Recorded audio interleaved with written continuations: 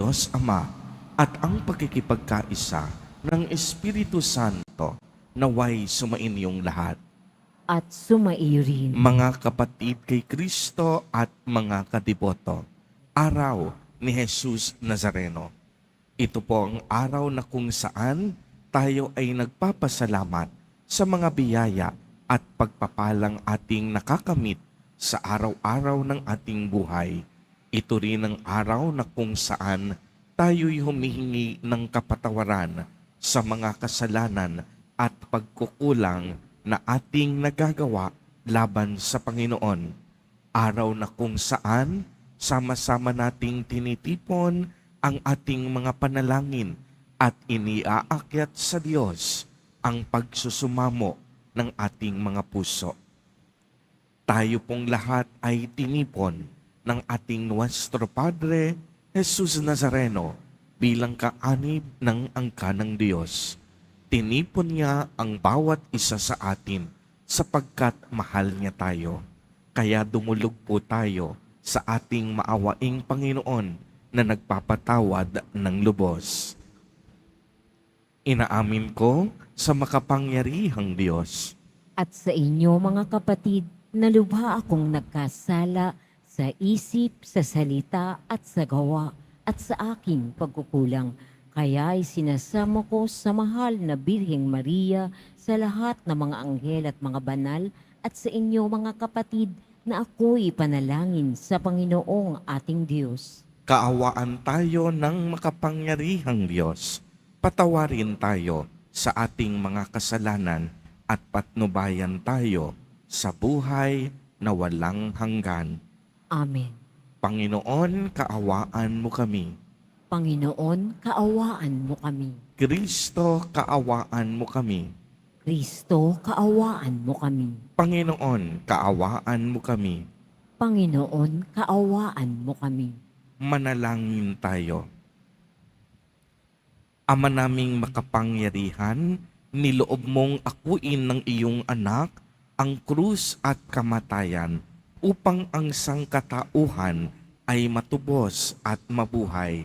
Ang pag-ako namin sa krus at kamatayan dito sa lupa ayon sa diwa ng pagsunod sa iyong loob na ginanap ng iyong anak ay magpagindapat nawang aming kamtin ang lubos na katubusan at pagkabuhay sa iyong piling sa pamamagitan ni Jesucristo kasama ng Espiritu Santo magpa sa walang hanggan. Amen. Magsiupo muna po ang lahat.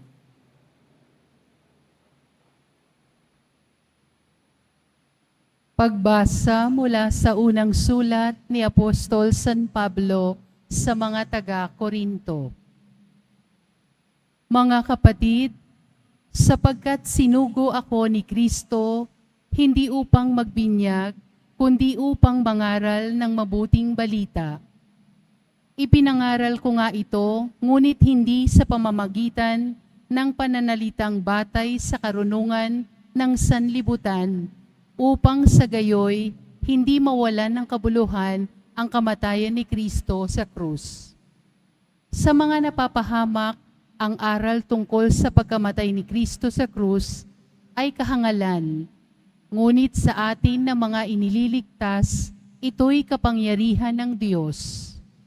Sapagkat nasusulat, sisirain ko ang karunungan ng marurunong, at pawawalang kabuluhan ang katalinuhan ng matatalino. Ano ang kabuluhan ngayon ng marurunong, ng mga eskriba, ng namumuhay at debatista sa daigdig na ito? Ipinakikilala ng Diyos na ang karunungan ng sanlibutang ito ay ang kamangmangan. Sapagkat ayon sa karunungan ng Diyos, hindi niya itinulat na siya'y makilala ng tao sa pamamagitan ng karunungan ng sanlibutang ito. Sa halip, minarapat niya ang mga nananalig sa kanya'y iligtas sa pamamagitan ng mabuting balita na aming ipinangangaral, ngunit ipinalalagay naman ng sanlibutan ng isang kahangalan. Ang mga Hudyo'y humihingi ng kababalaghan bilang katunayan. Karunungan naman ang hinahanap ng mga Griego. Ngunit ang ipinangangaral nami si Kristong ipinako sa krus, isang katitisuran sa mga Hudyo at kahangalan para sa mga Hentil. Subalit sa tinatawag ng Diyos, maging Hudyo at Griego, si Kristo ang kapangyarihan at karunungan ng Diyos. Sapagkat ang inaakala nilang kahangalan ng Diyos ay karunungan higit kaysa lahat ng karunungan ng tao, at ang inaakala namang kahinaan ng Diyos ay lakas na higit sa lahat ng kalakasan ng tao. Ang salita ng Diyos. Salamat sa Diyos.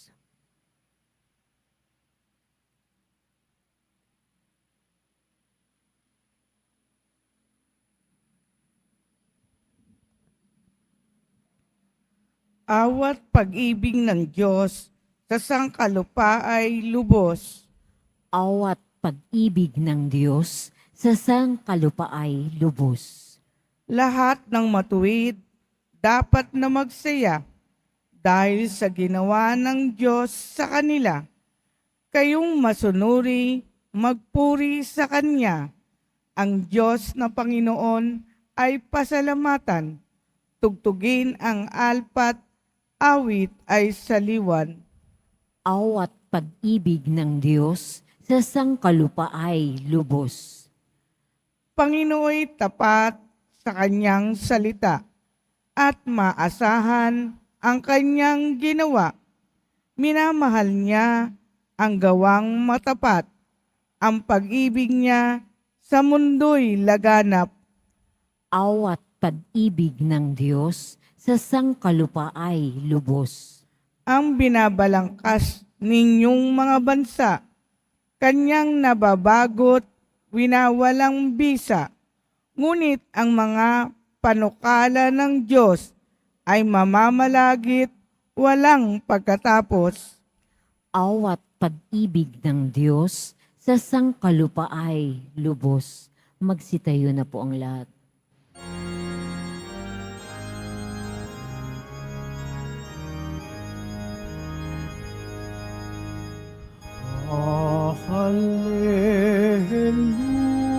Hallelujah, hallelujah,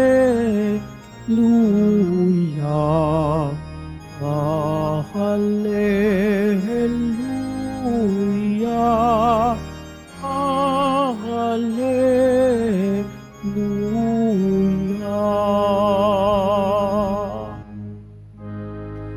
Manalangin walang humpay, samantalang hinihintay si Jesus na poong mahal. Hallelujah, hallelujah, hallelujah, hallelujah.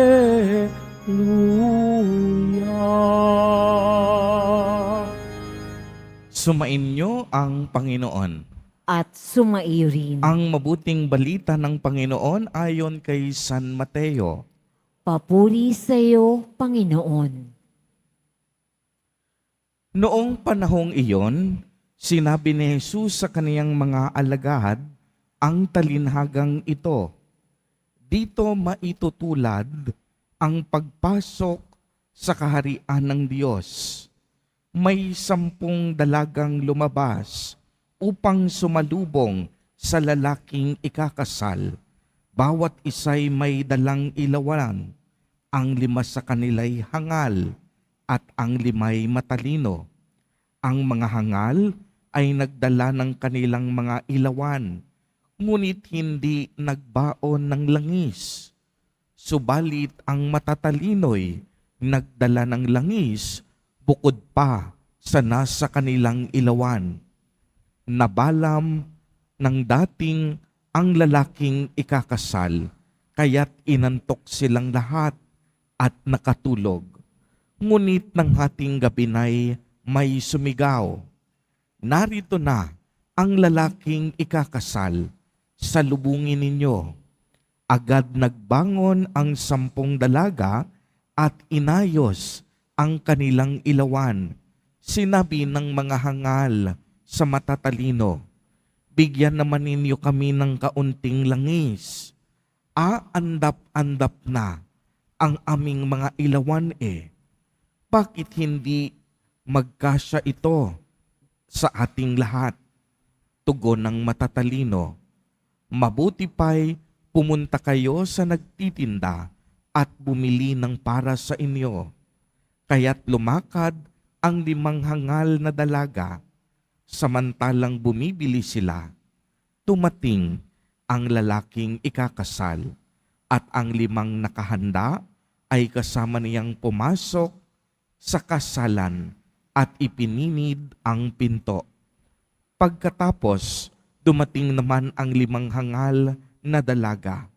"Panginoon, papasukin po ninyo kami," sigaw nila. Ngunit tumugon siya, "Sinasabi ko sa inyo, hindi ko kayo nakikilala. Kaya't magbantay kayo, sapagkat hindi ninyo alam ang araw ni ang oras." Ang mabuting balita ng Panginoon. Pinupuri ka namin, Panginoong Hesukristo. Magsiupo muna po ang lahat. Magandang umaga po sa inyong lahat, mga kapatid kay Kristo. Sa lahat po ng ating mga taga-subaybay sa iba't ibang online platforms at sa lahat ng ating mga kadiboto sa iba't ibang panig ng Pilipinas at maging sa buong mundo kung saan tayo ay naaabot ngayon ng ating live streaming. Mapayapang umaga din po sa inyong lahat.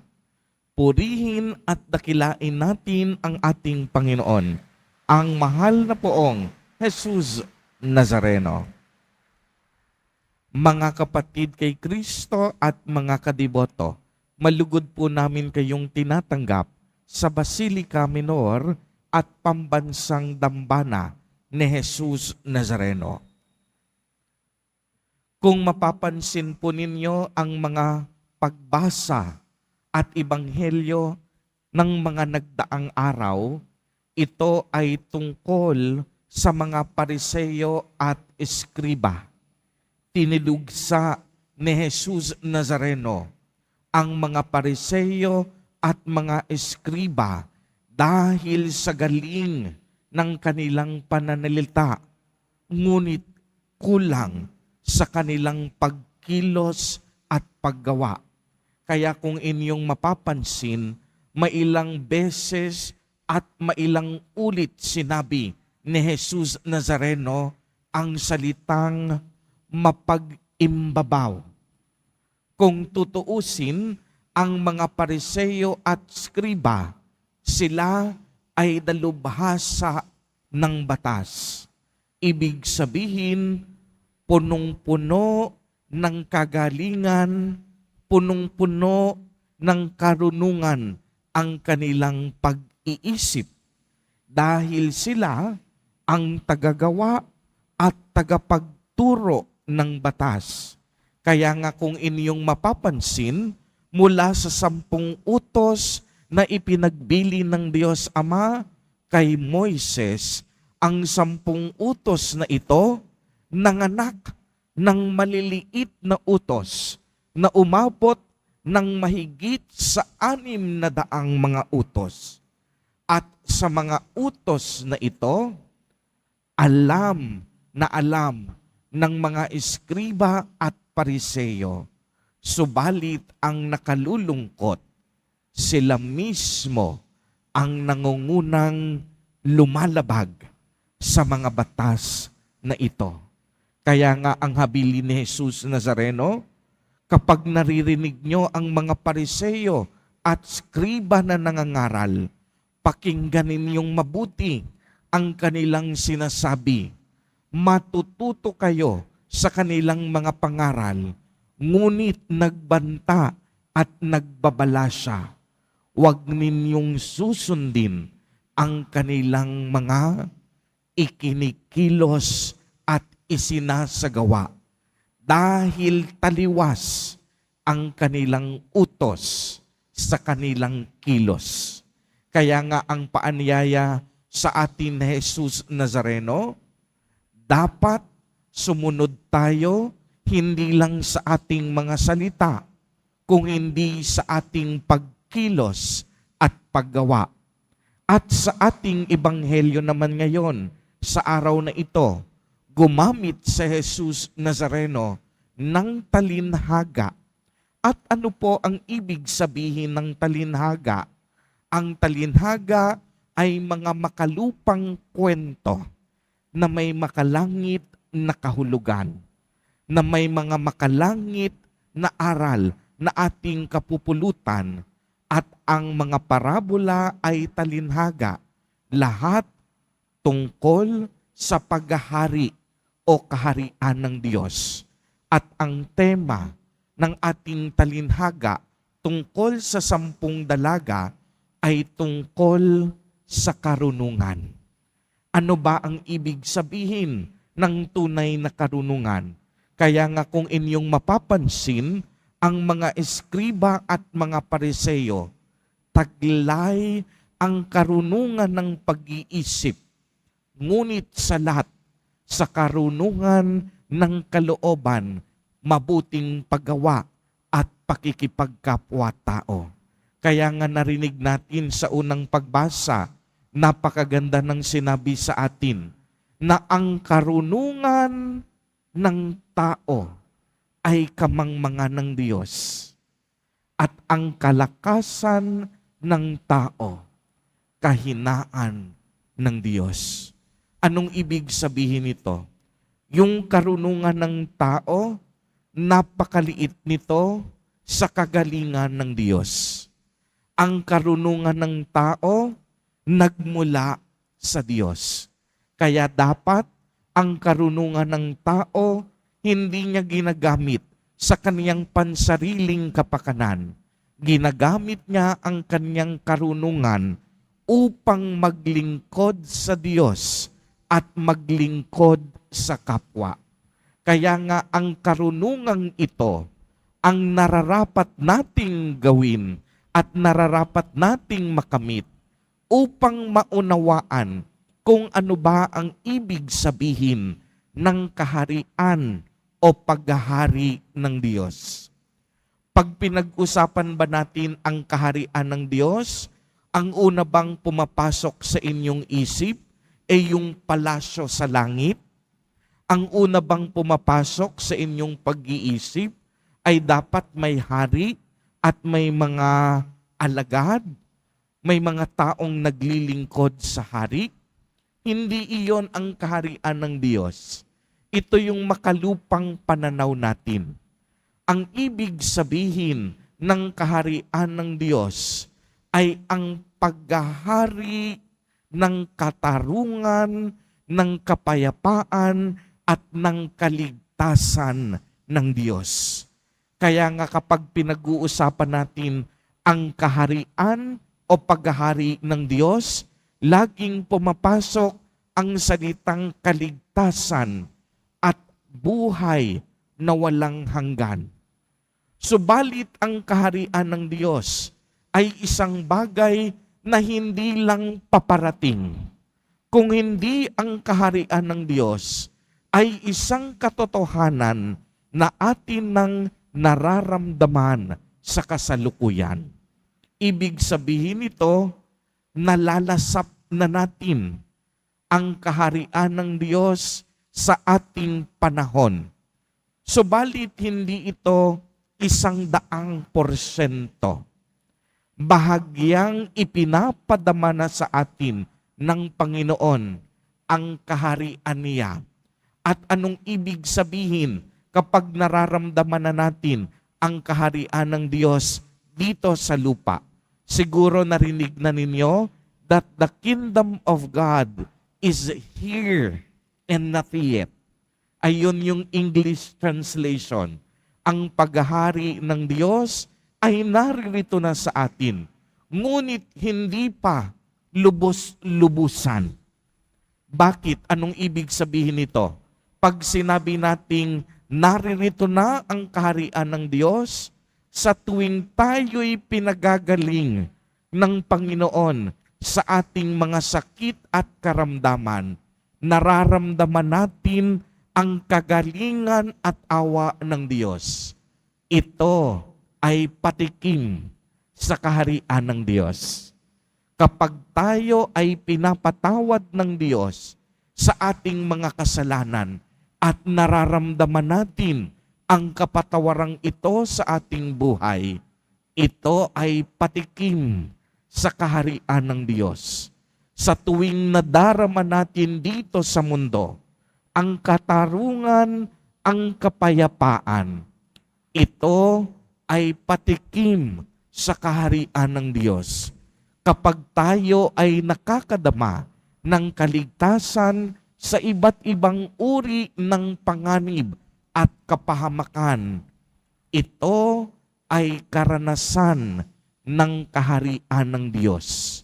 Ngunit ang tunay na paghahari ng Diyos, kung baga sa English, yung full bloom, yung 100%, ito ay mararanasan natin sa ikalawang pagbabalik ni Jesus Nazareno. Dahil kung inyong mapapansin, bago siya umakyat sa langit, siya ay nangakong magbabalik muli. At ito ang ating inaasahan at ito ang laman ng ating pananampalataya na sa pagbabalik ni Jesus Nazareno, taglay-nan niya at ibibigay niya na sa atin ang 100% na karanasan ng kaharian ng Diyos. Kaya nga ang kaharian ng Diyos ay kaligtasan at buhay na walang hanggan sa atin. Ito ay isang kaloob ng Diyos. Bagamat ito'y kaloob, tayo ay dapat na may gawin sa pagtanggap ng kaloob o regalong ito ng Diyos. Dapat maging responsable tayo sa pagtanggap na ito ng regalo mula sa Diyos. Ang kaharian ng Diyos, hindi natin pwedeng magawa o makamit ng sa atin lamang. Unang-una, dapat matutunan at alam natin na ito ay isang regalo o kaloob na ating tatanggapin, ngunit may kalakip na responsibilidad. Ano yung responsibilidad natin? Tulad ng binanggit sa talinhaga, maging matalino at mapagmatiyag tayo. Ito ang aral sa atin ni Jesus Nazareno sa araw na ito, habang hinihintay natin ang kaniyang muling pagbabalik. At anong ibig sabihin ng karunungan? Ang karunungan ay ang ating pag-asa, ang ating pagtitiwala sa kapangyarihan at kabutihang loob ng Diyos. Ang katalinuhan ay hindi katalinuhang panlupa na kung saan nagiging makasarili tayo. Ang katalinuhan ay tungkol sa ating paghahanda para sa pagdating ni Jesus Nazareno. Kagaya na lang ng ginawa ng 10 dalagang matatalino, nagbaon sila ng ekstrang langis para sa pagdating ng lalaking ikakasal. At ang lalaking ikakasal, sinisimbolo nito ng pagdating ni Jesus Nazareno. Kaya nga ang isang taong naghahanda, ang isang taong matalino, dapat marunong sumunod sa kalooban ng Diyos. dapat marunong gumawa ng mabuti. Dapat marunong magmahal sa kapwa. Mga kapatid kay Kristo at mga kadiboto, inaanyayahan po tayo ni Jesus Nazareno na maging matalino, hindi lamang sa ating mga pag-iisip, kung hindi maging matalino din sa ating puso't kalooban. Galing sa Diyos ang ating karunungan, at ang ating karunungan ay ang ating pagtitiwala at pagkapit sa mabathalang awa at pag-ibig ng ating Panginoon. Amen. Purihin at dakilain natin ang ating Panginoon, ang mahal na poong Jesus Nazareno. Magsitayo na po ang lahat.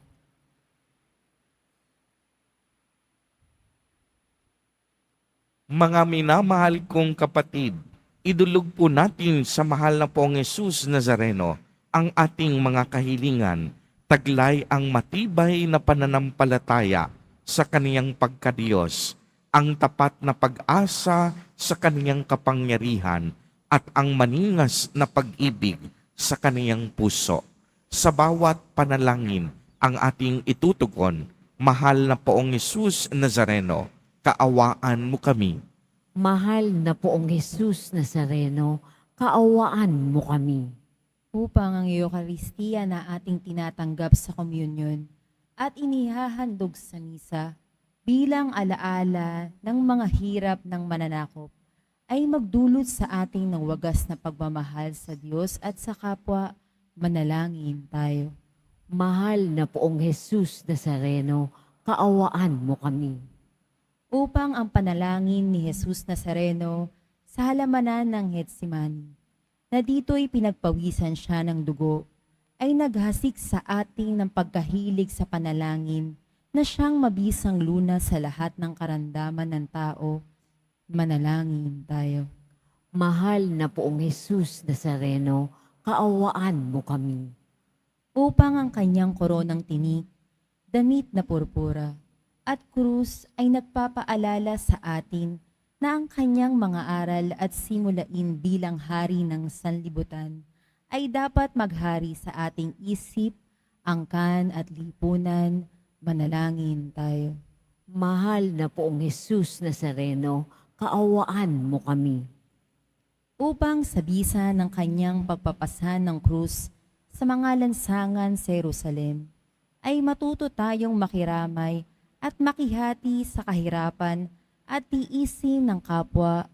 Manalangin tayo. Mahal na poong Jesus Nazareno, kaawaan mo kami. Upang tulungan tayo ng mahal na Birhen, ina ng hapis, na maging tunay na larawan ng kanyang anak sa isip, wika at gawa, nang sa gayon ay makamit natin ang kahilingan sa poong Jesus Nazareno. Manalangin tayo. Mahal na poong Jesus Nazareno, kaawaan mo kami.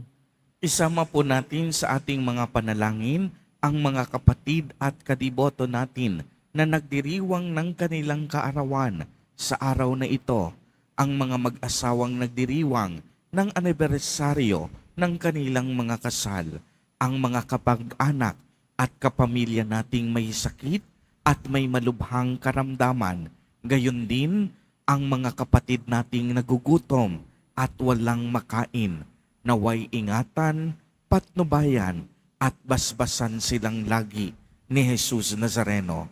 Manalangin tayo. Mahal na poong Jesus Nazareno, kaawaan mo kami.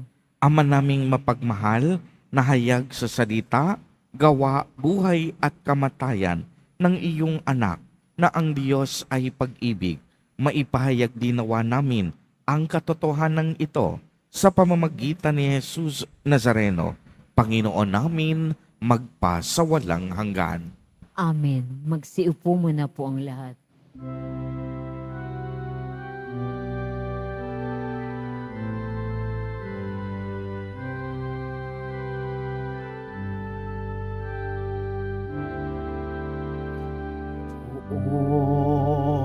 Jesus Nazareno, naririto kami sa harap mo.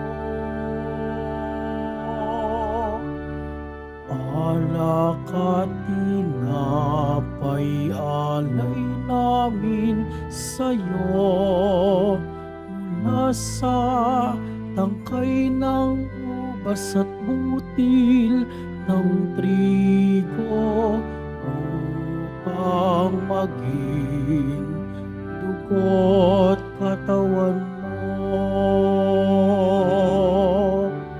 Jesus Nazareno, alak at tinapay sa tanan ay nagbibigay buhay, biyayang kaloob mo ay aming inaalay, aming hiling pagpapalat, buhay na dalisay. Magsitayo na po ang lahat. Manalangin kayo mga kapatid upang ang paghahain natin ay kalugdan ng Diyos sa mga makapangyarihan. Tanggapin nawa ng Panginoon itong paghahain sa iyong mga kamay sa kapurihan niya at karangalan sa ating kapakinabangan at sa buong sambayanan niyang banal. Ama naming lumikha sa ikapagpapatawad ng mga kasalanan, maganap nawa ang paghahaing ito na sa dambana ng krus ay siyang pumawi sa kasalanan ng buong mundo sa pamamagitan ni Jesucristo kasama ng Espiritu Santo magpasawalang hanggan. Amen. Sumainyo ang Panginoon. At sumairin, Itaas sa Diyos ang inyong puso at diwa. itinaas na namin sa Panginoon. Pasalamatan natin ang Panginoong ating Diyos. Marapat na siya ay pasalamatan. Ama naming makapangyarihan, tunay ngang marapat na ikaw ay aming pasalamatan. Iyong ipinasyang sa kahoy na krus, ang sangkatauhan ay tubusin ni Jesus. Sa punong kahoy, nagkapuwang ang kamatayan. Sa kahoy na krus, itinanghalang pagkabuhay. Sa punong kahoy, nanaig ang sumuway sa iyo. Sa kahoy na krus, siya ay nadaig ng masunuring anak mo. Kaya kaisa ng mga anghel na nagsisiawit ng papuri sa iyo, nang walang humpay sa kalangitan, kami nagbubunyi sa iyong kadakilaan.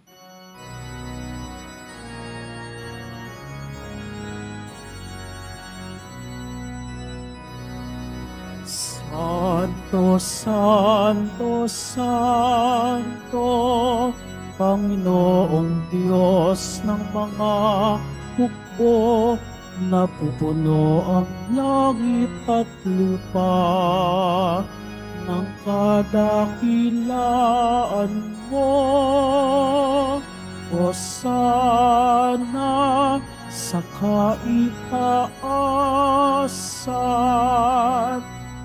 pinagpala ang naparirito sa ngalan ng Panginoon. Hosana sa kaitaasan.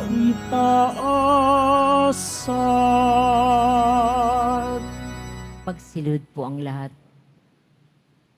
Ama naming banal, ikaw ang bukal ng tanang kabanalan, kaya't sa pamamagitan ng iyong Espiritu ay gawin mo pong banal ang mga kaloob na ito upang para sa amin ay maging katawan at dugo ng aming Panginoong Jesucristo.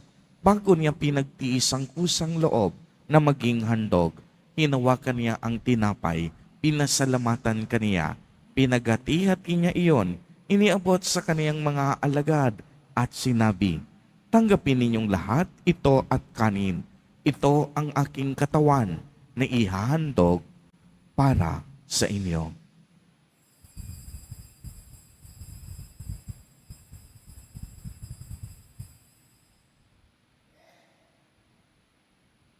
Gayon din naman noong matapos ang hapunan, hinawakan niya ang kalis. Muli kanyang pinasalamatan.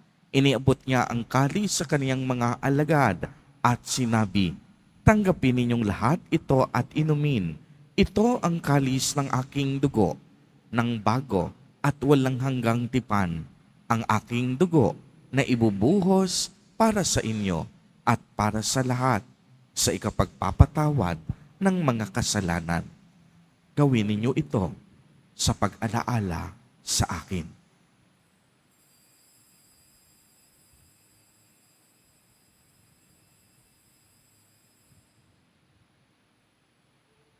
Magsitayo na po ang lahat.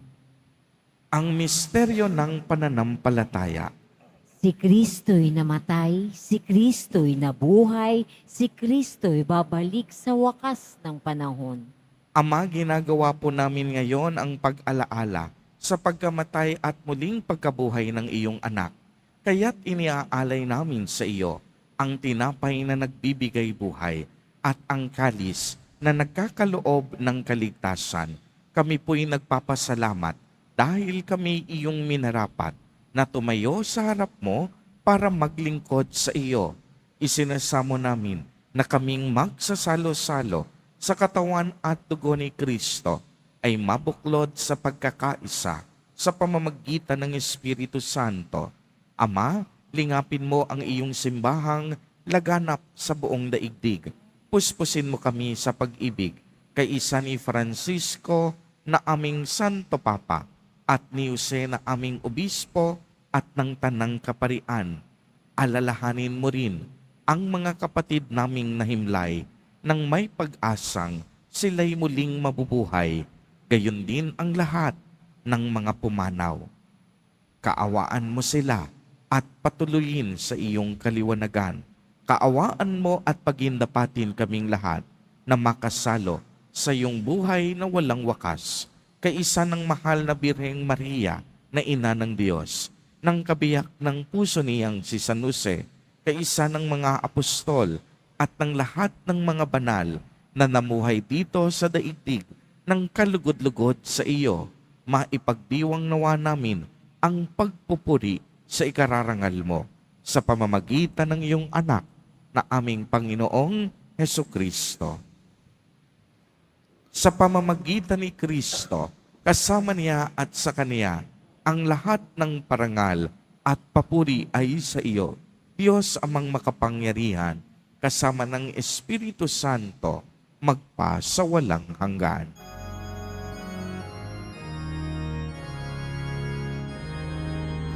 Amen. Amen. Amen. Amen.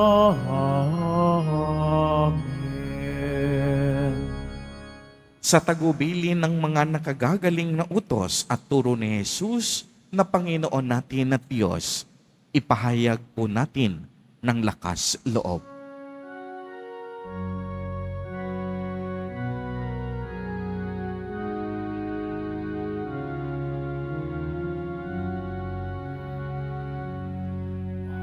Ama namin, sumasalangit ka, sambahin ang ngalan mo, mapasa amin ang kaharian mo, sundin ang loob mo.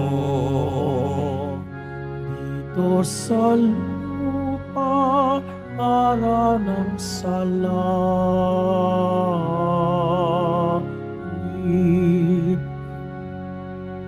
bigyan mo kami ngayon ng aming kakanin sa araw-araw at patawarin mo kami sa aming mga sala para na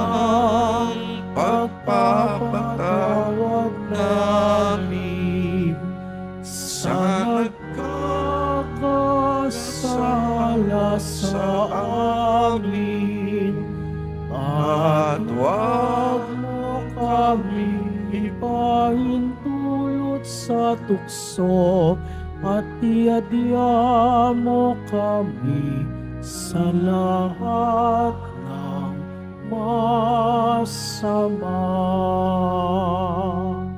Hinihiling po namin na kami iadya sa lahat ng masama, pagkalooban ng kapayapaan araw-araw, iligtas sa kasalanan, at ilayo sa lahat ng kapahamakan, samantalang aming pinananabikan ang dakilang araw ng pagpapahayag ng tagapagligtas naming si Hesu Kristo.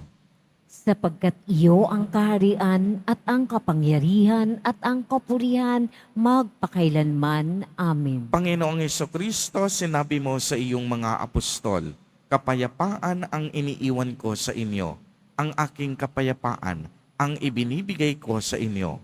Tunghayan mo ang aming pananampalataya at huwag ang aming pagkakasala.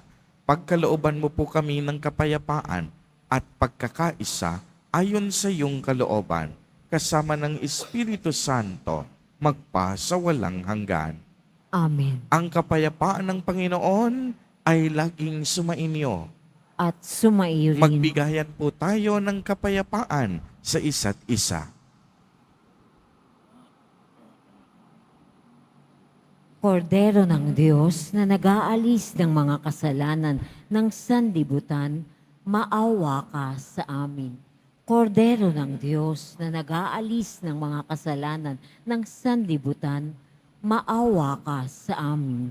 Kordero ng Diyos na nag-aalis ng mga kasalanan ng sanlibutan, ipagkaloob mo sa amin ang kapayapaan. Magsilod po ang lahat.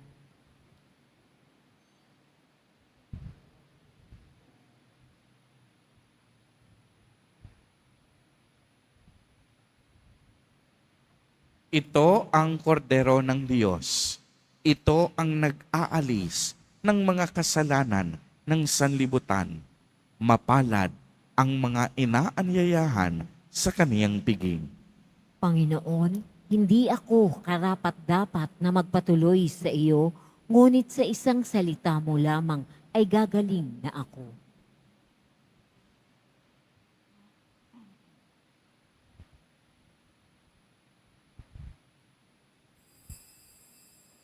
Para sa lahat ng tatanggap ng banal na komunyon, sasagot po tayo ng amen pagkasabi ng pari o lay minister ng katawan ni Kristo at isubo agad sa bibig bago umalis sa harapan ng pari o lay minister. Sumunod po tayo.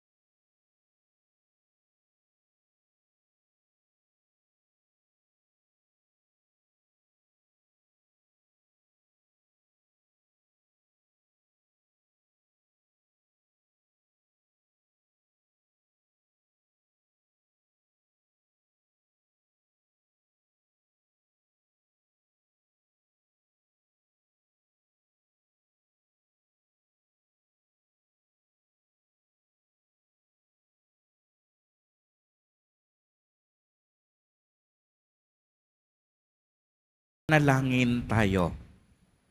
Panginoong Hesukristo, kaming nagsalo-salo sa banal na pakikinabang ay nakikiusap sa iyo na ang mga nasagip ng kahoy na krus na nagbibigay buhay ay iyong ihatid sa pagkabuhay sa kaluwalhatian, sapagkat ikaw ang Panginoon magpasawalang hanggan.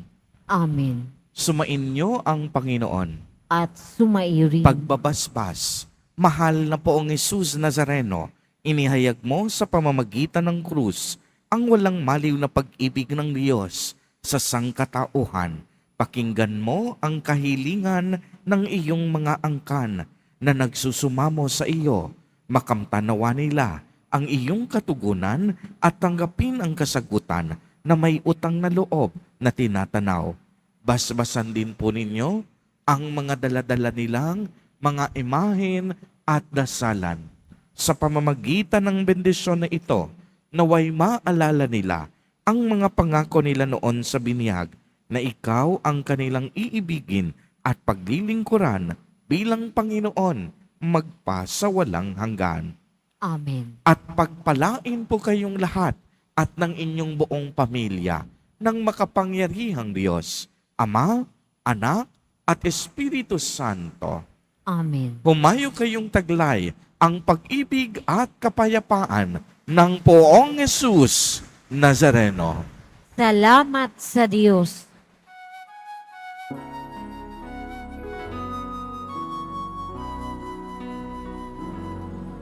Cristo Padre Jesus Nazareno, sinasamba ka namin. Pinipintuho ka namin, aral mo ang aming buhay at kaligtasan. Nuestro Padre Jesus Nazareno, iligtas mo kami sa kasalanan. Ang krus mong pinamatayan ay sagisag ng aming kaligtasan. Nuestro Padre Jesus Nazareno, dinarangal ka namin. Nuestro Padre Jesus Nazareno, dinalhati ka namin. Nuestro Padre Jesus Nazareno, dinarangal ka namin. Nuestro Padre Jesus Nazareno, niluwalhati ka namin.